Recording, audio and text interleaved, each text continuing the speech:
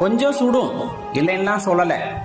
ஏன்னா நம்ம நெருங்கணும்னு நினைக்கிறது யார் அப்படின்னா அந்த சிவத்தை, ஆதியும் அனாதியும் இல்லாத அருட்பெரும் ஜோதியை. அப்ப கொஞ்சம் கடினமான பாதைகளை கடந்து சென்றுதான் ஆக வேண்டும்.